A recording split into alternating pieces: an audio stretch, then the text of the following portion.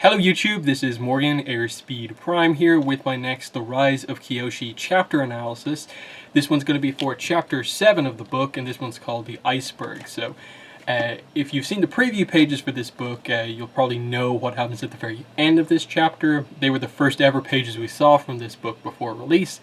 This also happens to be one of the longer chapters in like the entire book. It's in around 30 or so pages, whereas all the previous chapters I've done have been well under 10 pages. So this is so much bigger than all the other ones. So there's a lot to cover here because it's also a very eventful chapter. It's long because there's a lot that happens. So excuse me if I'm kind of looking all over my notes or it takes me a second to find a line from the book here. There's a lot of pages to go through with this one, and a lot happens. So brief sum up of what happens in the chapter, and then we'll get into the details. As it says here, this is the iceberg. This is the meeting, the treaty that they're going to make between Yun and Tagaka, the leader of the Fifth Nation. So they go to this iceberg, which is where the meeting is taking place, and we see the build-up of them arriving, the initial kind of, I suppose, socializing of both sides. A couple of things, happen in the early kind of meetings, and then we eventually get around to the actual treaty discussion. And that obviously goes south right at the end. That's when our action scene, that is the preview pages, takes place. And the result of that is, despite being at a disadvantage, our Avatar kind of team here ends up winning and defeating Tagaka's whole fleet and taking her out of action.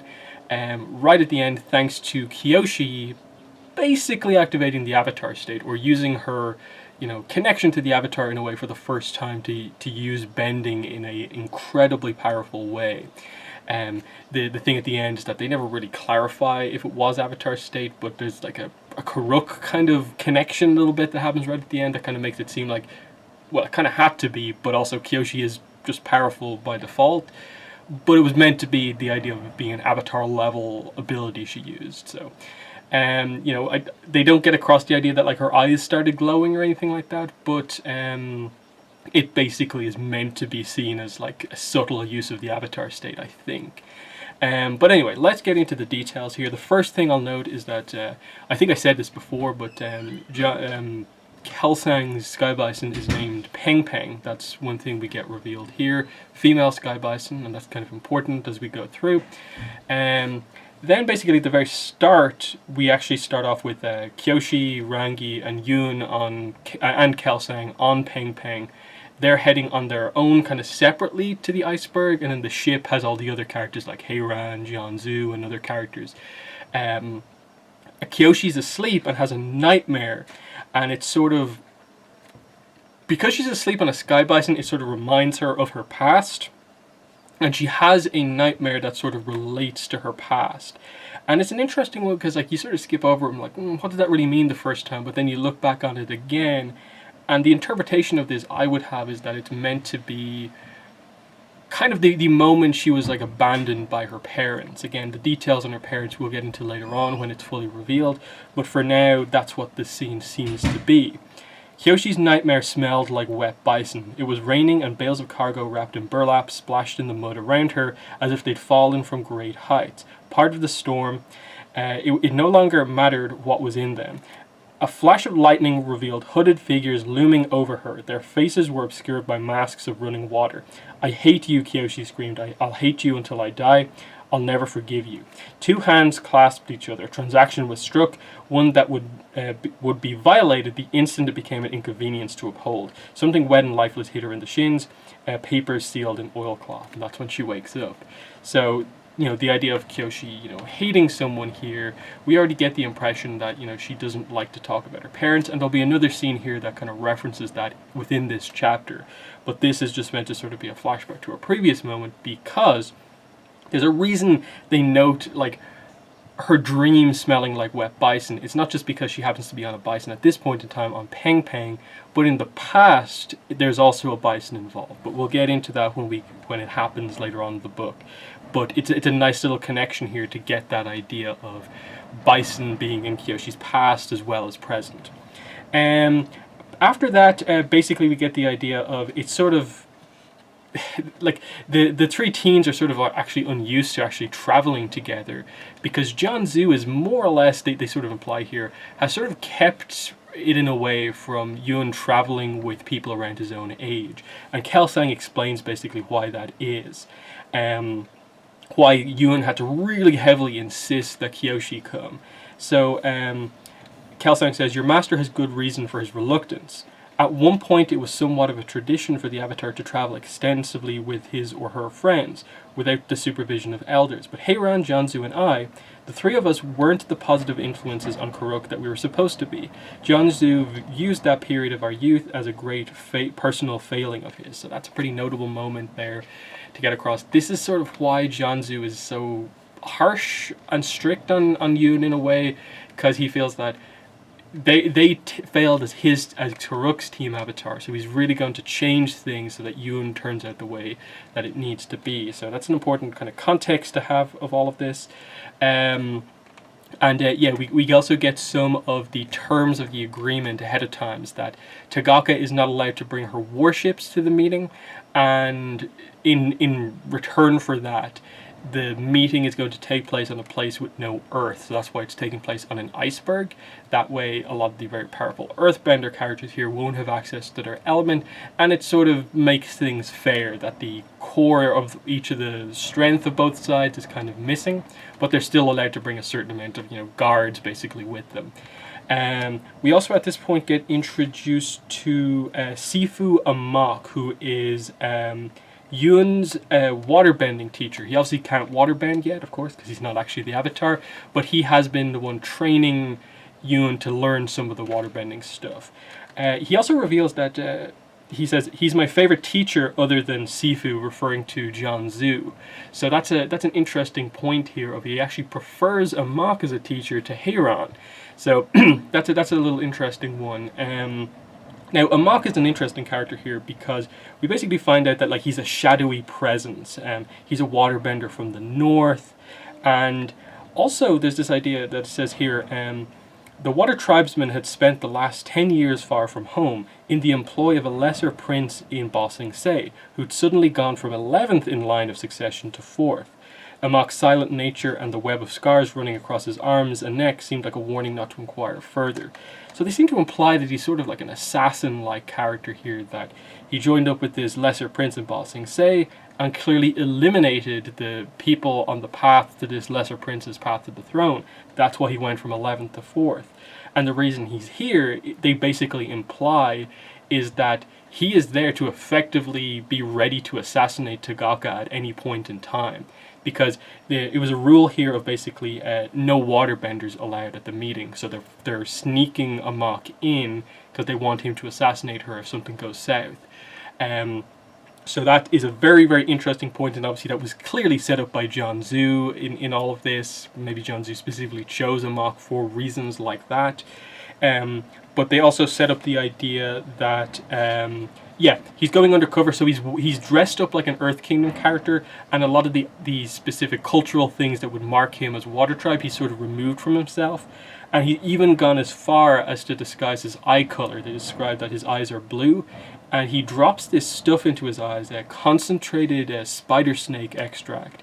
And Kyoshi watches, and it says, where's here? The iris of his open eye shifted from pale blue to halfway green, the color of warmer coastal waters. So they note that a few times actually throughout the book. They note the eye color of firebender characters as being quite unique, and now they note water tribe kind of eye colors as well, kind of matching their element in a way. So spider snake extract has the effect, if you put it in your eyes, of changing your eye color, which is interesting. Again, it's all about trying to get Amok undercover here so that Tagaka won't recognize him as basically from the nation she's from. And we also learned that Tagaka, one of the reasons she's so sort of legendary is that she killed the previous admiral of Ba Sing Se, and apparently, however way this went down, it was such a kind of brutal and efficient kill, they haven't replaced the position of admiral of the Ba Sing Se Navy since. And she has his sword, they say his body was never found and stuff like that. Also, when they meet Tagaka, she shows up on the iceberg at last. one of the first things she notes is actually that she notes that Kyoshi is there. Obviously, they're sort of sizing each other up in terms of who they've brought with them. And Tagaka's a little bit kind of like, whoa, really? Like, I thought we weren't meant to bring the heavy hitters with us, because obviously she sees Kyoshi and notices, like, she's young, she's a teenager, but she's like 7 foot tall or something like that. So she's kind of like, whoa, what do we have here? That girl's a walking crow's nest. And Jianzu's a little bit like upset about this, because he's like, Yun, like, she thinks we've brought like some sort of assassin with us, even though it's just Kyoshi, who isn't strong necessarily in terms of like trained fighting at this point in time. So that's interesting. What else do we get here? Yeah, Yun starts to do very well upon meeting Tagaka is one of the things that we get. He immediately sort of turns on the charm, says everything that he needs to do in terms of noting all of the special titles that Tagaka has, praising her for taking down an even more brutal kind of pirate on the seas. And she notices that that's what he's doing. He's just like, this one studies like Yang Chen and flatters like Karuk. I look forward to our battle of wits tomorrow. So they set up the idea that they're going to have basically the night before the actual treaty to sort of the kind of crews to kind of intermingle and kind of socialize together. It's at this point we get a little bit of a description about what exactly the Fifth Nation is. We know it's basically a pirate group, but more than that, like, they're not just pirates. They specifically title themselves as the Fifth Nation. The Fifth Nation described themselves as an egalitarian outfit that disregarded the boundaries between the elements. According to the propaganda they sometimes left behind after a raid, no nation was superior, and under the rule of their enlightened captain, any adventurer or bender could join them in harmony regardless of origin. In reality, the most successful pirate fleet in the world was going to be nearly all sailors from the water tribes, and their food reflected that. So, you know, they say that they're really like a group of nations, they're a nation to themselves, they have people from all different nations, but in reality it seems like most of it is water tribe, and they maybe have a handful of people from other nations. It's not really as, you know, joined together basically with all the other nations as you'd think. That's just, I suppose, their way of telling themselves that they're sort of better than just any group of pirates or thugs. And that links into what Jianzu said about the Dao Fei and the difference in the Earth Kingdom. Actually, we're going to get into that line. That line hasn't happened yet. It's all blurring together for me, but we'll get into that idea about, like, a lot of, in the Earth Kingdom, they go, it's like pirates and these Dao Fei bandits, they go beyond just being criminals. They really feel that they're different because they have a sort of different philosophy and stuff like that. But we'll get into that as we go on. Anything else I want to say here? Yeah, they when they begin to like interact with Tagaka's crew, they notice that a lot of the kidnapped victims that they're here to basically save, Tagaka's just using them as like slaves right in front of them to do all these like menial tasks, and that she's kind of flaunting them out there right in front of everyone, and it kind of doubles everyone down on the fact that they need to get the captives back. So after this, yeah, pretty much like everything's going well. Like, Yun is kind of flattering everyone. He's showing off how good a pai show he is. In a way, the groups are actually getting on okay. It seems like it's a lot of fun in a way, almost. It doesn't seem like they're about to go into a really heavy negotiation. But all of a sudden, Tagaka says, I was convinced you were planning to kill me before the night was through. And everything suddenly stops. Amok especially begins to go on guard, and this gets across the idea that he was planning to assassinate her if she did anything. And they basically go across the idea, like, Yun is like, oh, have I like offended you? Did I bring too many like honor guard people with me or anything like that? What's the problem? And Tagaka says, I'm not concerned about a bunch of flunkies with spears, boy. I'm talking about those three. She pointed her fingers, forming a trident, not at Amok or any of the armored Earth Kingdom soldiers, but at Jianzu, Heiran, and Kelsang. And he's like, wait, those three? They're my, like, bending teachers. You know, they were companions of Karuk. They can't possibly be them you're talking about.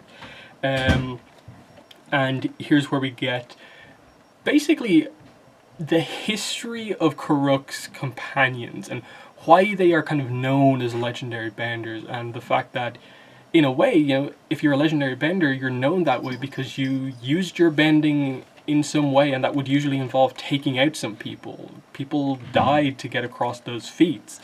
And this is what we learn here about Jianzu, Kelsang, and Heiran. So first of all, she talks about Jianzhu, basically saying who he actually is. Yes, I know of them, and I know what it means when the grave digger of Zulu Pass darkens my tent in person.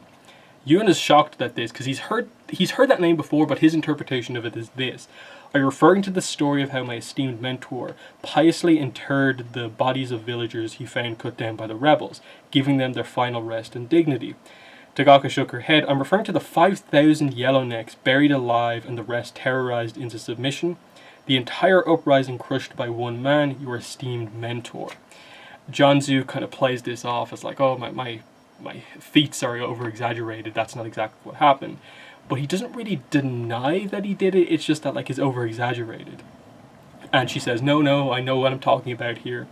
And then she says about Heiran, for example, I know who holds the Royal Academy record for the most accidental kills during Agni Kai's Madam Headmistress. And again, Heiran doesn't act like she's offended or that this has hurt her in any way. She just kind of like, yeah, that's me.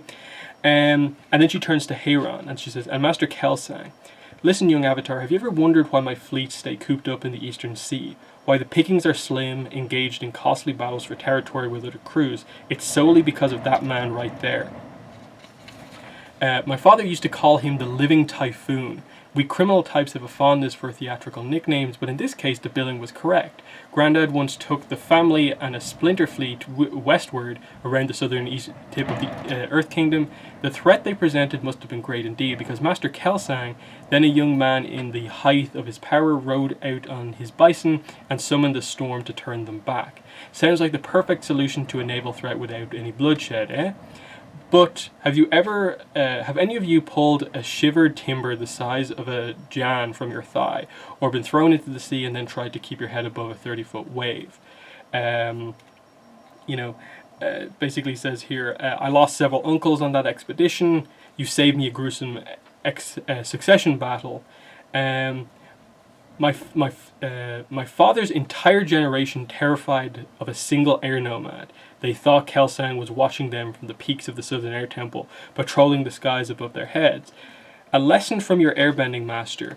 This is a really good line here. The most effective threat is only performed once. So you can imagine my distress when I saw you bring this collection of butchers to our peace treaty signing.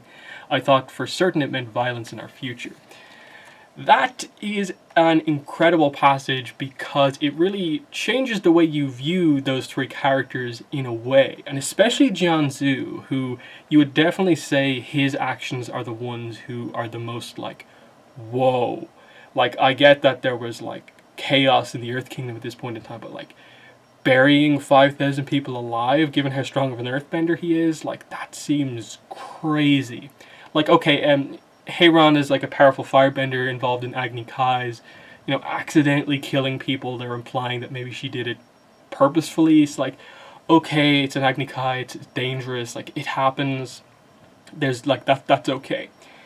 Kelsang similarly, like saving basically coastal cities by flying out to stop a pirate fleet by creating a big storm, and then letting that do the work. It's like, okay, that's. He's attacking them. He must have known there'd be some damage, but not purposefully like killing people like by burying them alive. And the interesting thing is that Kelsang is the only one of them who really has a reaction to this and feels sort of ashamed by what he's done. Heiran and especially Jianzhu seem very just like, yep, I did that, that's fine. But it is Kelsang who's the one hurt by this, because of course airbenders aren't meant to kill people, even accidentally or as a result of this, but he did. And that's, I think, very, very telling in all of this, and how it all of a sudden, a lot of characters here have just heard some pretty bad stuff about their mentors or, parental figures, and that Ewan has just heard this terrible thing about Jianzhu, Kyoshi's just heard this terrible thing about Kelsang, and Rangi's just heard this stuff about her mother. How did the teens react to their parent figures, basically being in this sort of a position? Yun actually manages to keep his composure while the meeting is still going on. He reacts afterwards emotionally. But he just says, Mistress Tagaka, you have nothing to fear from my masters, and if we're giving credence to gruesome reputations, I believe I would have equal cause for concern. And she agrees with this. And she basically goes off. Her mission is kind of complete in this first stage of negotiations. From her point of view, she's trying to get them at odds with each other. She's trying to get sort of, I suppose, Yoon to maybe go on his own, go into negotiation by himself, not really use his bending masters and turn him against them. And that's kind of what happens. He immediately goes to Jianzhu. Is it true? 5,000 people. Did you actually do that? And Jianzhu kind of gets a bit, critical about him, of just like, I did what I thought was right. The yellow necks were scum of the lowest order, and I paid them in kind. He says, I visited consequences upon them, because that's what justice is. And what's interesting here is that, in a way, what Jianzhu talks about right here, of like, justice was just like, they were about to do this, so I countered with exactly the same thing. That's borderline a lot of the way the fandom, who don't really overanalyze Kyoshi's actions, kind of think of her, of just the character who just, there was a problem, she killed that problem.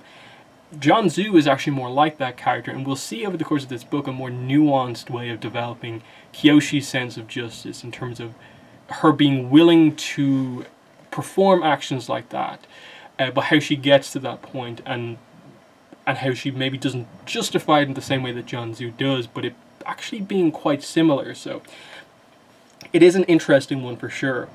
So yeah, that's what we get with Jianzhu and so on.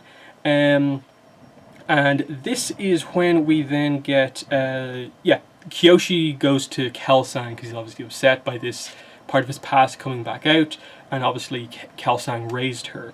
So he says to Kyoshi, after Karuk died, I thought my failure to set him on the right path was my last and greatest mistake. It turns out I wasn't finished disgracing myself.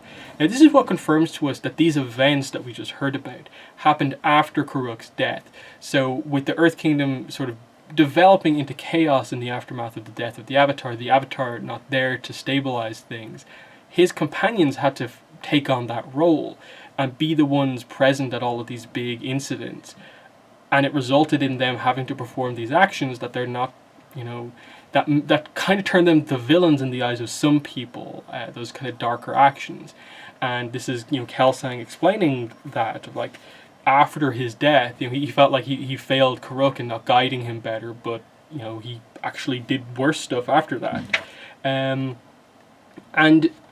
the interesting thing here is, like, he says, I never told you how far I fell within the Southern Air Temple as a result of that day.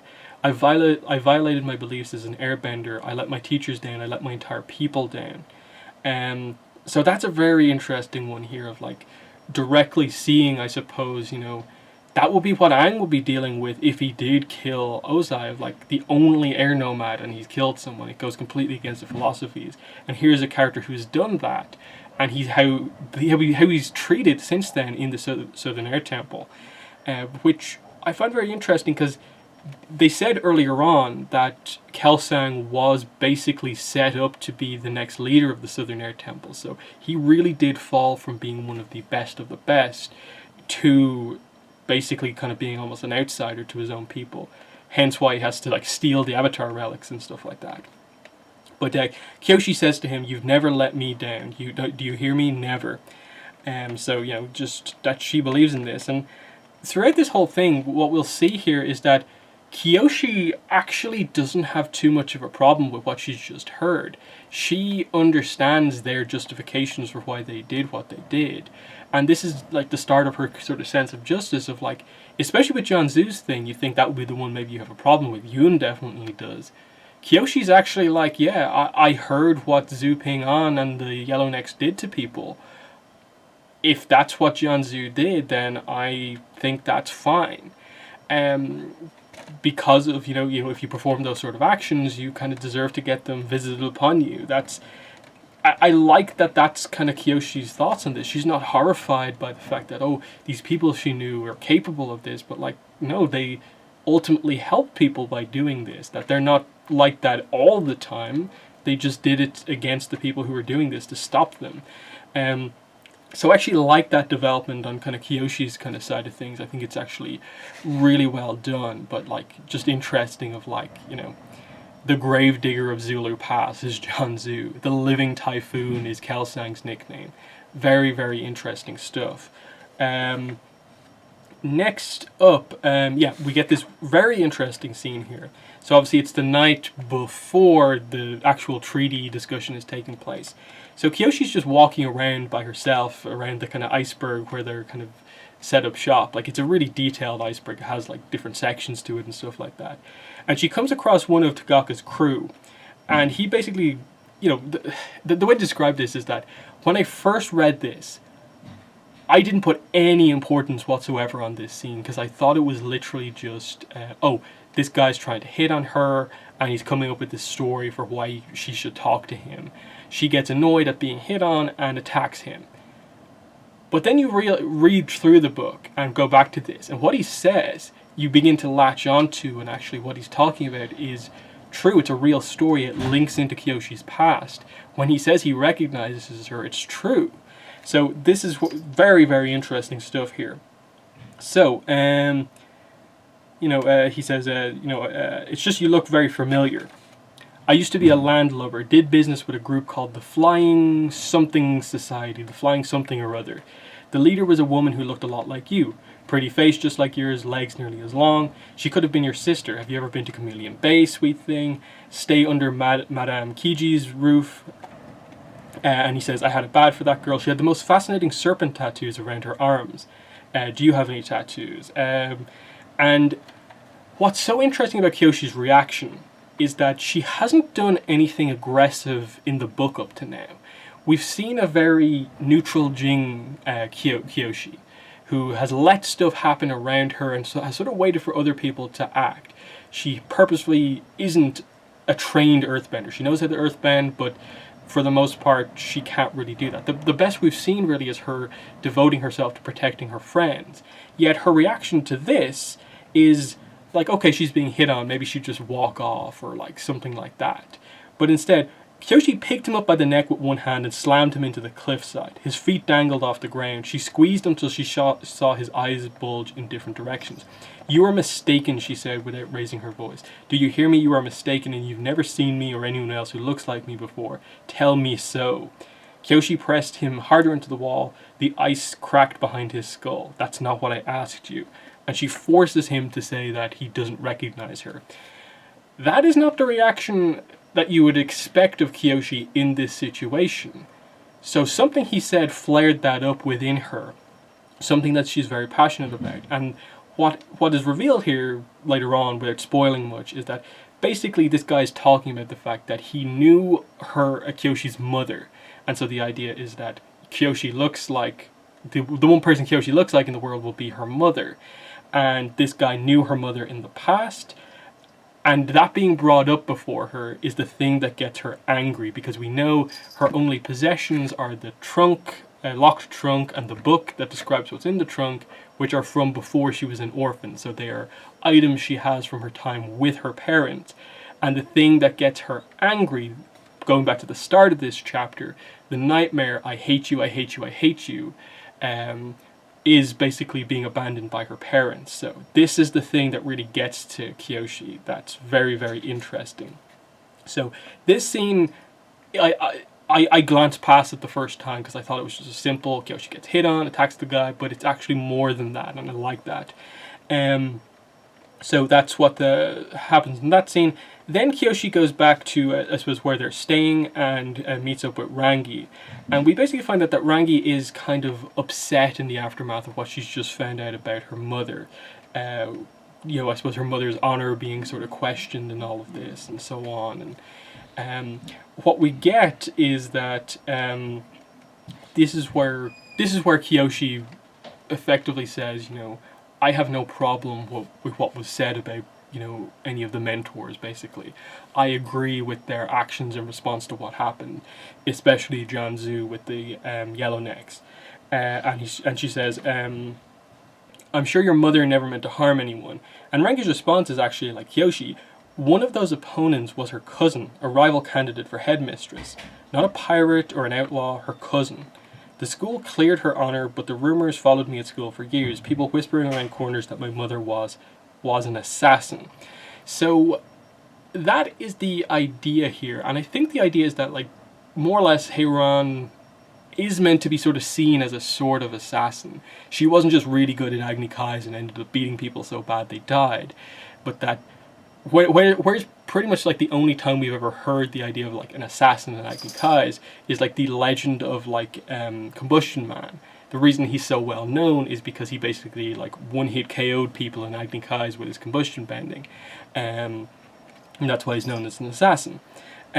So similar situations here, but the school clearing her of them because I suppose whatever way she conducted herself in them, she won fairly, but maybe it was overly aggressive. But because of the honor aspect of Agni Kais, they clear her honor, even though she happened to kill these people. But it just meant to give an idea of like these characters' sort of like attitudes in the aftermath of Kuruk's death, and how they sort of went off the rails a little bit in some of their decision making and performed these actions that you wouldn't expect them to perform maybe.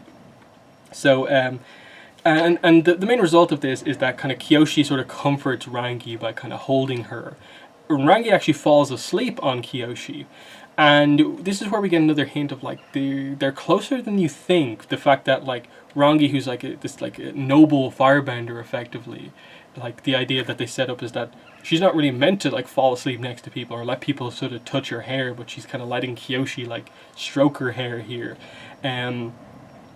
Kyoshi realized that comforting her throughout the night was both an honor and a torture she wouldn't have traded for anything in the world. Kyoshi closed her eyes. She did her best to ignore the pain of her arm losing circulation and her heart falling into a pile of ribbons. So like the previous chapter got across a certain closeness with Yoon that bordered on romance, and now they're doing the same with Rangi, so you can see the setup on that romance side of things with Kyoshi. So some very, very interesting stuff here for sure. And after this, this is where we get the actual treaty. So the next day happens. It's Yoon and Tagaka at the center of everything with the treaty about to go down, and the subject turns then to suddenly, okay, this is the core of the treaty. Let's do some verbal amendments. This is where the hostages are going to be discussed. And they basically, through explaining some stuff about hostage negotiation, explained that Yoon was basically told, do not ask for all the hostages back. You have to sort of bargain in a way and kind of let her keep a certain amount of hostages to free some of them. That's really the only way to negotiate with someone like her. But Yoon actually comes in and says, I want them back, all of them. Janzu actually gets pretty mad at Yoon for potentially ruining the negotiations there and then. But Kyoshi actually says, Kyoshi had never loved her avatar more. This was what Yoon had wanted her to see. This is why I invited her here, to see him be himself and not just be the diplomat avatar that people expected to be. This is Yoon doing it himself in his personal way of him wanting to free all of them and not do a particularly fair deal. Now Tagaka actually agrees to this in that like I actually don't care about all these slaves from her point of view, because I thought I was going to get a bunch of carpenters, but I didn't get any carpenters, and that's all I want. I want to increase the size of my fleet, so I want trees, a port, and basically workers to make me some ships. And it turns out that, wait, where's she going to get all that stuff? Yokoya? That's what Tagaka actually wants. And it's revealed that this whole thing has more or less been a setup here, because Tagaka has drawn in the entire Avatar group. Everyone in Yoon's group, all of his masters, all of the key people taken away from Yokoya here at this iceberg where they can't fight as well as possible. Now she is going to basically try and trap them here, head to Yokoya, take over Yokoya while they're gone, and get exactly what she needs to expand her kind of resources. She's hoping to basically take them out here and now. And it's crazy because this is where we get the first hint of like, okay, we're really going to get into some crazy bending stuff here, and the violence is going to be sort of heightened. So Amok obviously has been presented here as the assassin in waiting, but it says here, so Tagaka raised her hand and made the slightest chopping motion with her fingers. Kyoshi heard a wet crunch. and a gurgle of surprise. She looked around for the source of the strange noise. It was Master Amok. He was bent backwards over a stalagmite of ice, the bloody tip sprouting from his chest like a hideous stalk of grain. He stared at it astonished and slumped to the side. Come now. You think I can't recognize a kinfolk in this under disguise? So she knew the entire time he was a water tribe, and immediately activates this plan, kills Amok, who was about to assassinate her, and was probably the main threat on an iceberg, a powerful waterbender, just immediately kills him. So really, really brutal stuff. And add to that the fact that earlier on, she had feigned being a very weak waterbender by struggling to create like a basic table of ice to have the treaty at. So Amok's guard was down around her, but she reveals here that she's basically one of the more powerful waterbenders we've ever seen, because the next stage of her plan is to reveal that actually, yeah, I broke the agreement we had beforehand. My warships are all here. They were just hidden within the ice. So she just does this crazy waterbending move where she cracks open the ice all around them, and her entire fleet basically is there. And then that's when all of her kind of crewmates come up and basically try and take everyone out. And it's her versus Yoon in the middle of all of this, and it's the action happening. So Kyoshi goes after to try and get Yoon back, because Yoon only has a tiny little bit of earth to fight back with. I think Heiran and Rangi get on Peng Peng to fight back with as well. Kelsang is fighting from his glider, of course, and then Janzu is kind of in the background, not really able to do anything because he's got no earth at all. This is where like it's kind of placed on Kyoshi, in that Tagaka has a conversation with Kyoshi, and the idea here is that she's noticed something in Kyoshi, a certain potential that she sees in her, and asks, why don't you join me? You could be free as like a Dao Fei. And Kyoshi just responds like, I'll never be a Dao Fei. Like, I consider Dao Fei to be scum, basically. And the result of this is that Kyoshi begins to get really serious with Tagaka here, because Tagaka is about to like kill Yoon right in front of her. So let me get this in. Yeah. I would never become a Dao Fei. Pretending to be a leader and an important person when you're nothing but a murderous slaver, you're the lowest form of life I know. And she gets really serious, give me the avatar or I'll put you down like the beast that you are. And she basically says, with what? Because she hasn't seen Kyoshi do anything. She senses from her, as a veteran fighter, that Kyoshi isn't a fighter. And this is where we get the basically avatar state type moment. It was a good question, one that Kyoshi knew she couldn't have answered herself, but she was suddenly gripped with the overwhelming sensation that right now, in her time of desperate need, her voice wouldn't be alone. Her hands felt guided. She didn't fully understand, nor was she completely in control, but she trusted. Kyoshi braced her stomach, filled her lungs, and slammed her feet into the crowding bridge stance. Echoes of power rippled from her movement, hundredfold iterations of herself stamping on the ice. She was somehow both leading and being led by an army of benders. A column of grey stone seafloor exploded up from the surface of the ocean. And she does this on a wide scale. It's a huge bending maneuver to take up the seafloor on top of an iceberg, which is obviously off the surface of the sea. So it's huge distance as she actually earthbends the seafloor, which is, I suppose the idea is it's really, really tough rock. She brings up a huge pillar, a massive amount into the sky, enough to destroy ships there and then, and she brings up multiple pillars like this. And suddenly Janzu is back in play because there's earth to bend. And he shows off just how skilled he is. He creates this bridge of earth, leads it right across the top of one of the ships and lets it fall on it, showing how skilled he is. They kind of describe the idea of Janzu as steady on the bottom, wild on the top, and that he has the rooted stance of an earthbender in terms of his legs, but he's doing wild stuff with his hands like really, really quickly. So there's lots of so he has a certain unique style to him. And we see like actions happening all over the place. Like I said, the firebenders are up in Heiran. Kelsang gets his glider kind of damaged, so he can't be as useful in this fight. They come in to kind of back up Kyoshi after she's just done this. Janzu does what he does. And basically this avatar team here takes out Tagaka's entire fleet. They destroy all of her ships, and in the next chapter will get revealed that they actually did capture Tagaka as well. So this has resulted in the complete destruction of Tagaka's, the Fifth Nation, effectively. And then the ending scene is basically what confirms to us that it was pretty much an Avatar state move here. So Kyoshi's kind of heavy breathing on the ground after what she's just done. "You did good, kid," said a man with a husky voice and an accent like Master Amok's. "They'll be telling stories about this for a long time." Kyoshi spun around, afraid a pirate had gotten the drop on her, but there was no one there. The motion made her dizzy, too dizzy. She sank to her knees, a drawn-out, lengthy process, and slumped onto the ice. So it was Karuk, obviously. Karuk, we know, is Water Tribe. Accent like Master Amok's is getting across the idea that it was a Water Tribe character. It was a man. Who else would be talking to Karuk and suddenly to Kyoshi and suddenly not be there?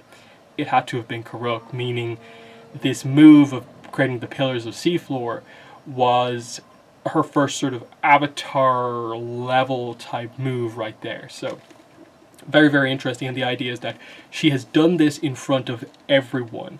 All of her sort of friends and the group of people who know her have seen her do this. And now she is openly an Avatar candidate in the aftermath of this. And, you know, she still hasn't bent any other element apart from Earth, but she's right up there with you now in terms of being considered the Avatar. And this is where things are going to change in terms of she's had to reveal herself to be a candidate without ever having told people beforehand. How will Rangi and Yoon feel about not being in the loop on this? That's the kind of telling point in all of this. So yeah, that's chapter 7. As I said, really, really long chapter. That's why this video is so long.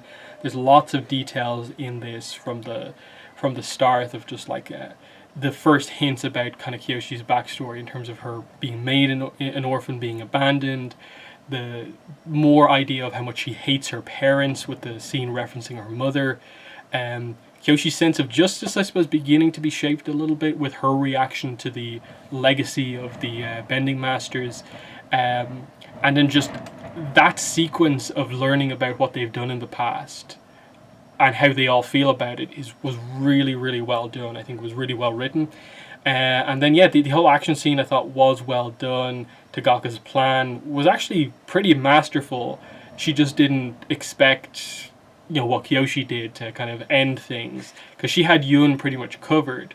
But it turns out it was someone else who was the Avatar who was kind of activate the big kind of craziness in all of this. So yeah, we saw a pretty brutal death of like Amok being killed. So yeah, lots of wild stuff happening here. So very, very, very impressive chapter. So they're my thoughts on chapter 7, the Iceberg. In the comments, let me know what your thoughts were on this chapter. But that's been the video. Thanks for watching, and bye.